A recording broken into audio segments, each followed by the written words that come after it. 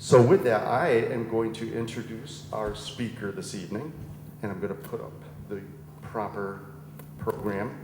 You don't want to look at our website, you want to learn about Frank Leslie.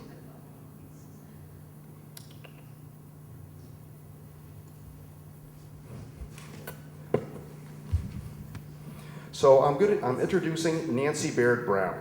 Nancy is a retired advertising copywriter turned elementary school teacher, and she serves on the boards of Monumental Women, the National Collaborative for Women's History Sites, the Women's Rights Alliance of New York, and the Elizabeth Cady Stanton Hometown Association. Her interest in women's history comes from being a Johnstown native, where Elizabeth Cady Stanton was born and inspired. And from here, the mother of 3 daughters and a grandmother of 2 granddaughters, and a mother of 2 granddaughters. So please let me welcome Nancy Baird Brown to the podium. How do I make this go? That is on laser red if you want it. Okay. And that's how you change, go back to that. Awesome. Thank you. You're welcome. All right. Good evening, everybody. I am delighted to be here tonight to share the story of how Frank Leslie bought women's votes. It should be kind of a hot topic in the current situation that we're in. But while I do this, I would like to try and prove my personal hypothesis that Frank Leslie helps make Saratoga the turning point of the revolution. A different revolution than you might be thinking. Let's see if I can make this work here. There we go. Meet Frank Leslie. Maybe not who you were thinking of, actually. Frank Leslie, in this picture, goes by 8 different names in her life. So generally, I'm going to refer to her as Miriam Leslie, so we don't get too confused. You'll hear more about this story. So let's start at the beginning.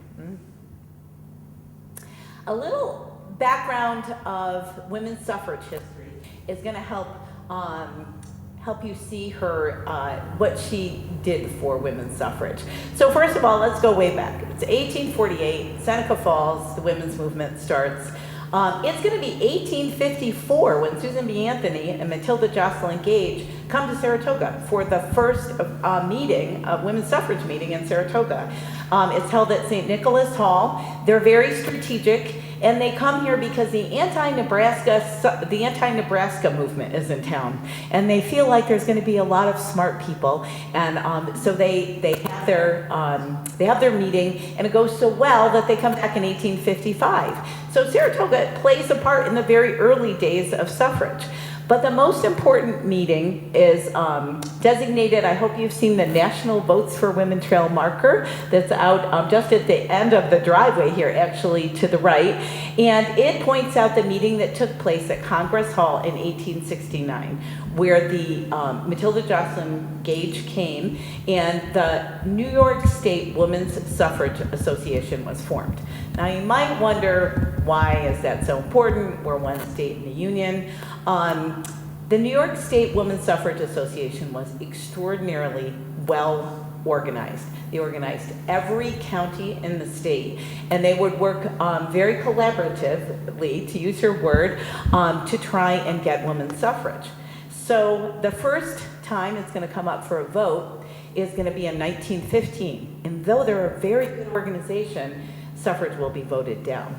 All these states in the West, they have women's suffrage in 1915, because if you've gone west, it doesn't matter if you're a man or a woman, everyone's working together just to get through the day.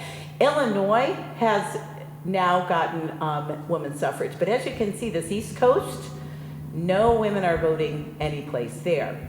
So in 1917, interestingly enough, the last meeting of the New York Women's Suffrage Association takes place here in Saratoga at the Conference Center right over here. And it starts with an automobile parade that starts in Buffalo and comes right in through Broadway at a time when only 1 in 4 families in America had a car. So I think that must have been quite a sight.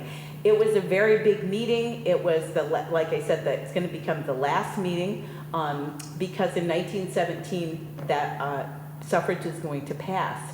Carrie Chapman Catt was here. Woodrow Wilson was in the New York Times saying, I look forward to seeing the results of the meeting that you're having in Saratoga. So how does this relate to Frank Leslie? Stay tuned.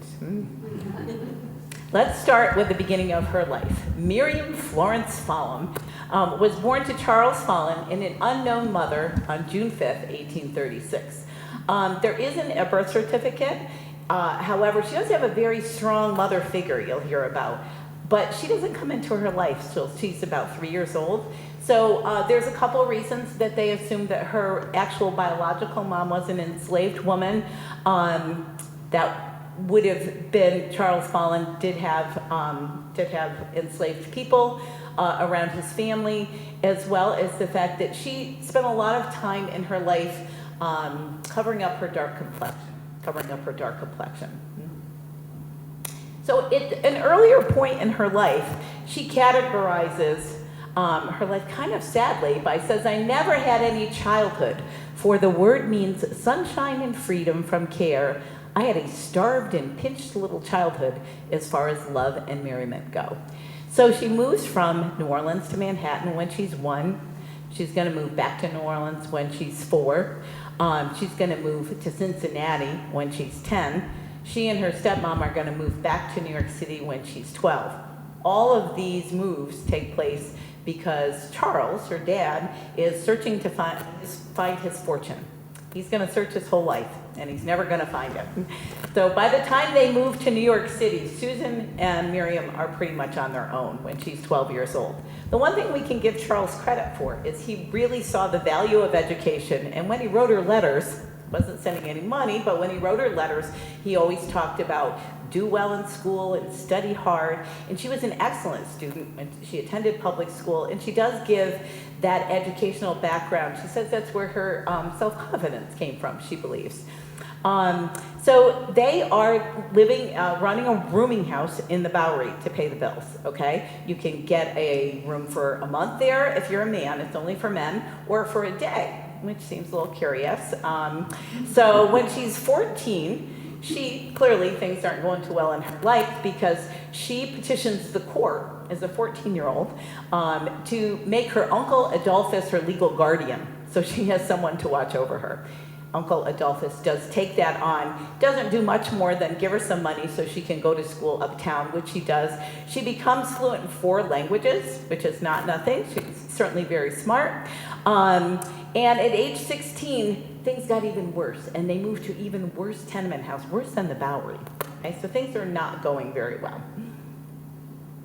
So she's got 2 choices in life. She can work in a factory for 75 cents a week, or she can be a freelance woman of the night for $5 per night. As you will learn, Miriam is a very, very smart businesswoman, so she goes with a more profitable idea.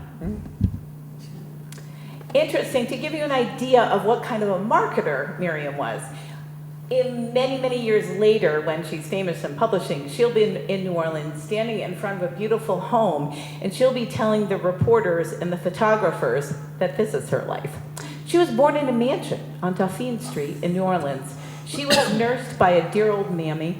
Until she was 12, she was raised partly in the city and partly on a plantation.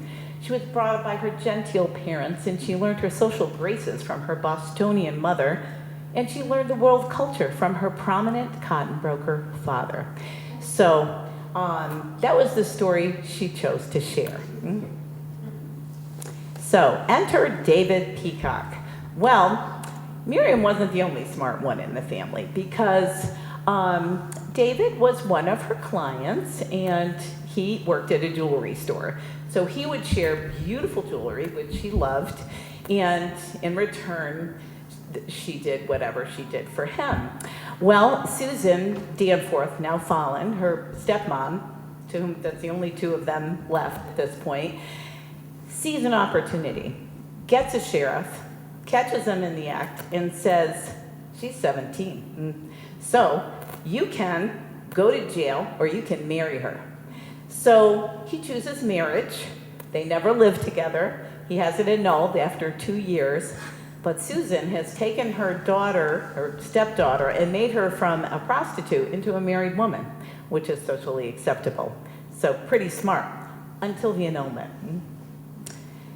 Things are even worse after the annulment. They were really, financially, at the end of their rope. Noel Fallen is her stepbrother. Charles was married to a woman who passed away before Miriam was born. Nolan has become the business manager for star of stage, Lola Montez. Nolan has a family in the Midwest, a wife, but he has decided to go on a tour with Lola throughout the world and be her business manager. So Lola is very famous for doing the Tarantella dance, and she is known for having a bit of an explosive temper. So they are out at sea going from one port to another, and they have a very large fight. And Noel, unfortunately, slips, or maybe he's bumped into, falls off the ship, drowns.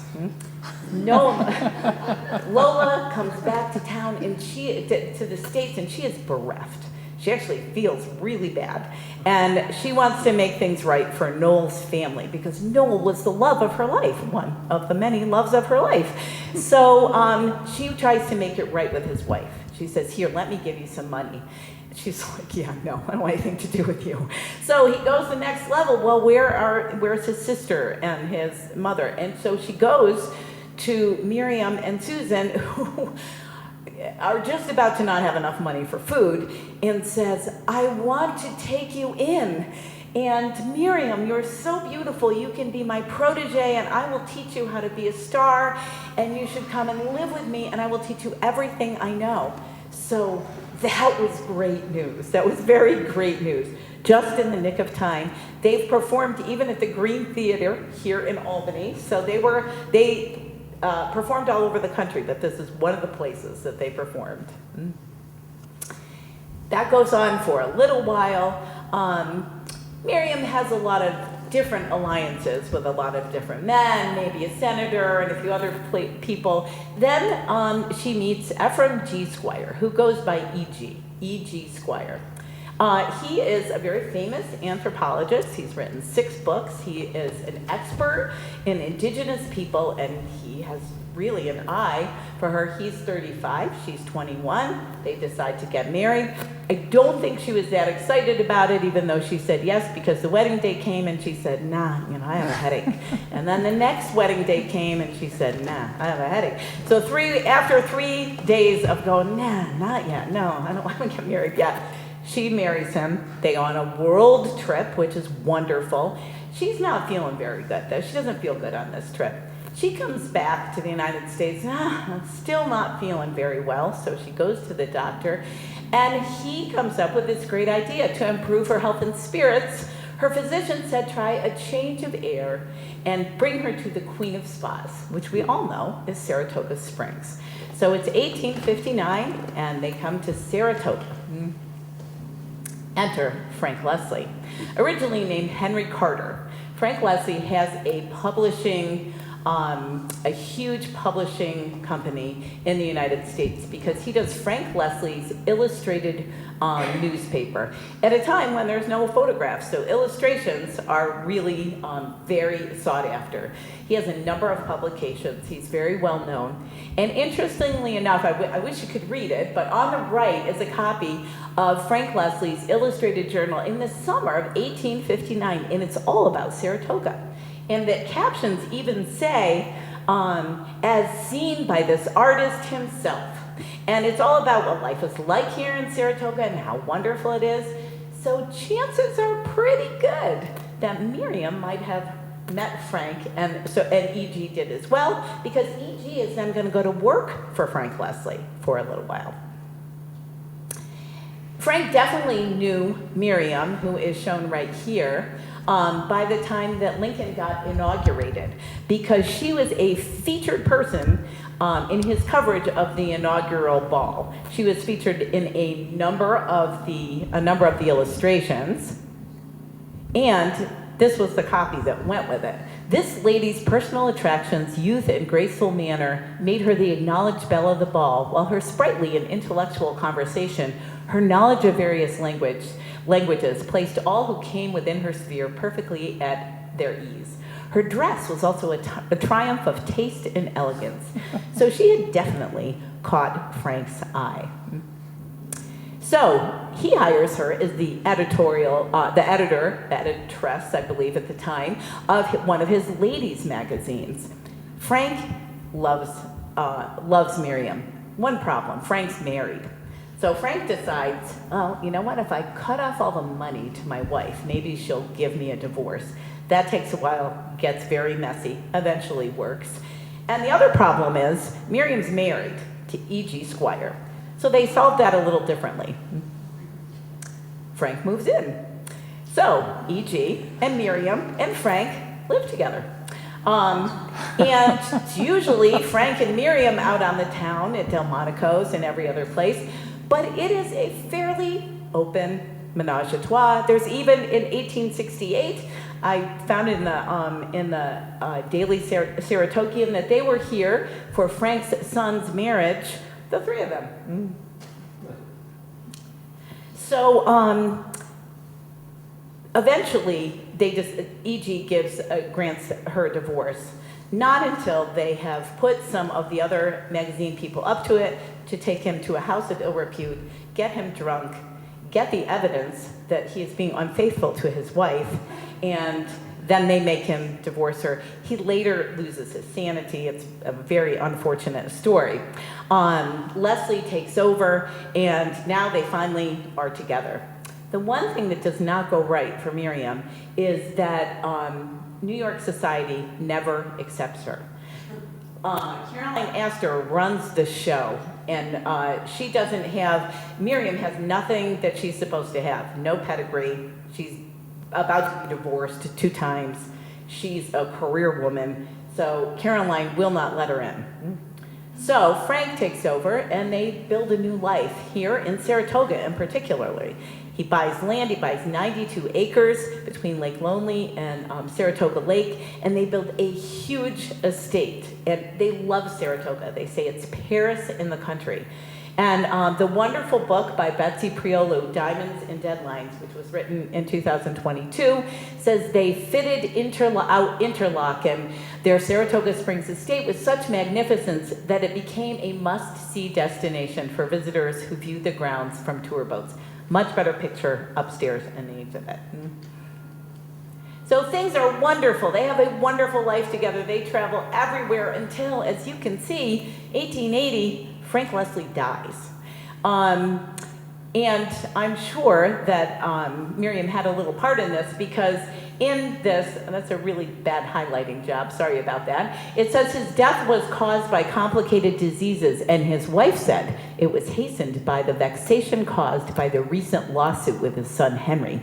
Well, he had a lawsuit with Henry, he had a lawsuit with his son Alfred. They were always arguing about business things. Usually his sons were trying to take him. However, Frank really had a lot of faith in Miriam. He really had a lot of faith in Miriam. And he left his copyright, which was to say his business, to her. So she had to go to court to fight for it. But by changing her name to Frank Leslie, it makes things a little easier. So she becomes Frank Leslie and smooths out this transition a little bit. So it's great news, and I somehow got highlighter on that too, sorry.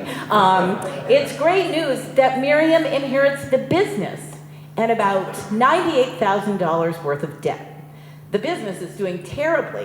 In 1873, there was a huge economic downturn in the United States, and Leslie was spending money like there was no tomorrow.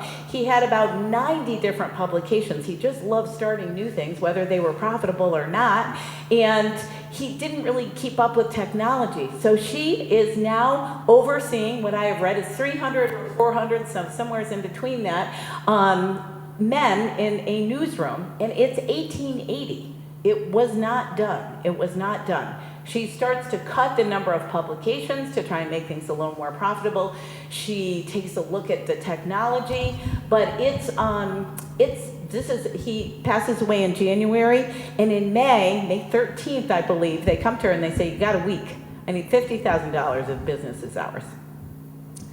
So there is a woman whose name we should know. And I haven't found very much information out about this woman, Eliza Jane Smith, who has watched the coverage of Miriam in the courts fighting with her sons and is really admires her tenacity and says, I'll give you the $50,000. At this point, Miriam has sold Interlochen. She can't afford that. They lived in a beautiful house on Fifth Avenue. That had to be sold. She's living in an attic apartment on 57th Street that only had a chamber pot and walking to work every day. She doesn't have anything. So there's no way that she has $50,000. She must have kept a few of the diamonds, though. And so Eliza Jane, who all I know is it's Thomas K. Smith's widow, gave her the $50,000 and said, I'll use your jewelry as collateral.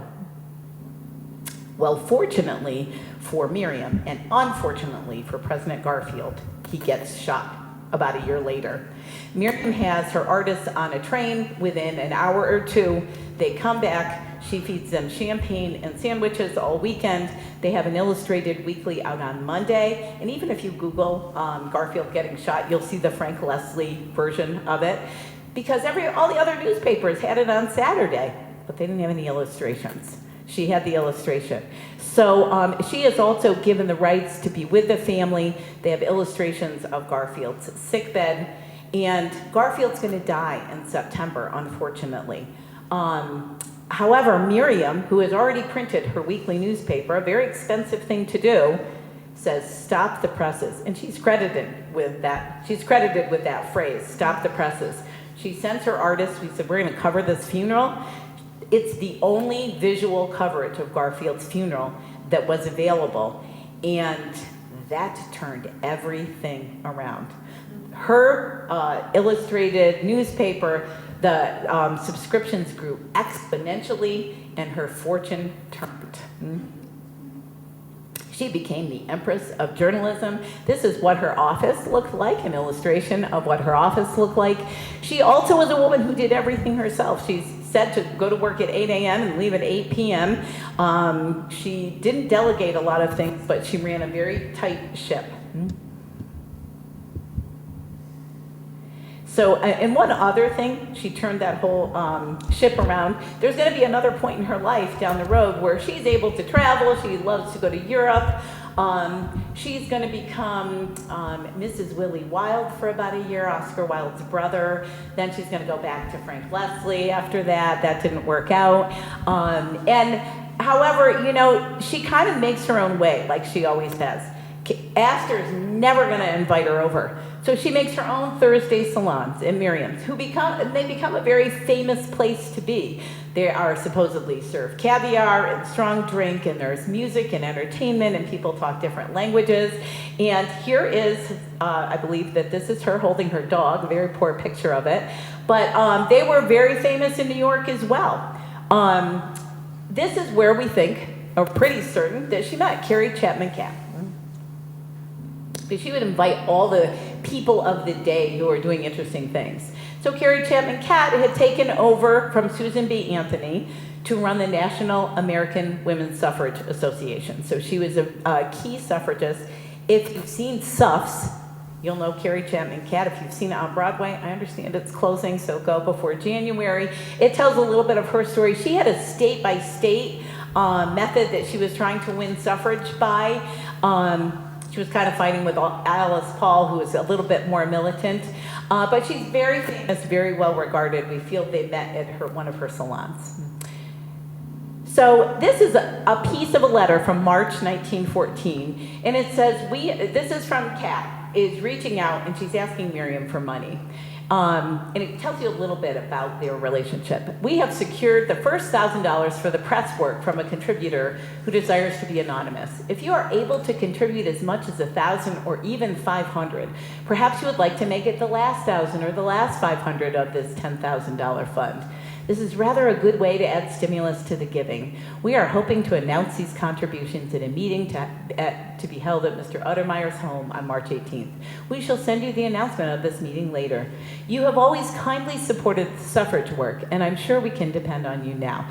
It's just a piece. So we know that she supported suffrage work, but again, they're like, could you give us 500, maybe 1,000?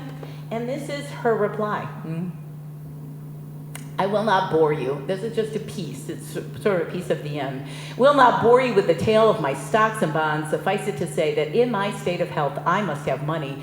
So have sent back all concert and other tickets, which amount is $50 a day frequently, for my personal charities and what I absolutely require for my own needs. It is necessary that I see where I stand just before I am generous. What I send for the cause is as much as I can afford, but it inadequately conveys my interest, because she sent a $100 check with this. However, you have understood exactly how I am positioned, and you have more momentous work to do than to listen to my weak complainings. So, with the best of good wishes, believe me, always devotedly yours, Frank Leslie. So we know she's given some money, gives 100 in this case, and so it's not going to be too long afterwards, September 18th, that was written in March, where she passes away. So after she dies, they open the will, and it says that she has left $2 million to Carrie Chapman Catt to do with whatever she wishes in terms of suffrage. Carrie Chapman Catt is only it. She doesn't leave it to anybody else. She says, you do what you need to with this money. It turns out about $200,000 of small things were given away. She still owns property in Saratoga when she leaves, not at Interlaken, but she still had 3 pieces of property in the will. And naturally, this is 1914, the first money that's ever going to get to Carrie Chapman Catt is going to be 1917, and she's going to get $50,000. She'll eventually get $977,000, which is millions, about 30 million these days. And if you go back to that timeline I talked about, it's 1917, it's right before we're trying to get the vote, which we didn't get in 1915. Now we have an influx of money that Carrie Chapman Catt uses to help New York State pass women's suffrage, thanks to Mrs. Frank Leslie. She will eventually get the rest of the money and create the Frank Leslie Bureau of Suffrage. That will then go on to create an educational foundation that will create publications that they give to Congress people, so that by 1920, when the vote comes up, people are well informed enough to pass the 19th Amendment. Interestingly enough, the story is that there were 2 executors of the will. One was Louis Kramer, who was her financial manager, who was from Saratoga. The other gentleman comes, knocks on her door, says, I have to tell you, you've been left some money. I don't know really how much it's going to be yet. And you know what? Kat said she couldn't even sleep that night because she's like, oh, what a headache this is going to be. It's not going to be enough money. It's going to cost us so much. We're going to have to go to court. Everyone's going to fight us, and we'll spend more than we're going to make, never realizing how much money she was going to get. She creates this Leslie Woman Suffrage Commission. And she's so meticulous that you can see it is from 1917 to 1929. They document every penny of that $977,000, like $675, and she documents every single penny of it. And it really is the money that funds the women's suffrage movement that passes the 19th Amendment. So, let's review. Saratoga, the turning point of the unfinished revolution, not the American Revolution, which is certainly very important, that gave white men voting rights, right? The Civil War gave black men voting rights, but how did the other half of the democracy get voting rights, okay? So the New York Suffrage Association starts here, organizes the state to allow New York State to be the first state in the East to get suffrage, known as the Gettysburg of the suffrage movement. It was the turning point where where they say, wait a minute, maybe this could pass nationally. How is that funded? Well, in 1917, it's the first influx of money from Carrie Chapman Catt. Saratoga is Miriam's favorite resort. Her business manager was always from here. He's one of the guys who fought her in court because he thought he should get the money because he made the money. And it's probably where she met Frank Leslie, which is really an important thing. So I hope that you can see how she is a big part of why we have women's suffrage and how important Saratoga really has been in that whole journey to women's suffrage. And it's so interesting to me that I had never heard of Mrs. Frank Leslie, and that there are only 2 books about Mrs. Frank Leslie. Purple Passage was written in 1953, and Diamonds and Deadlines was written in just 2 years ago in 22. And then there's the Leslie Women's Suffrage Commission report in the Library of Congress that has a lot of information. But it's very curious that we don't know about her or her contribution. So I hope you'll see the exhibit and get some more visuals. If anybody has any questions, I'd be glad to try and answer that. But go meet Miriam Leslie and tell your friends to go meet her too.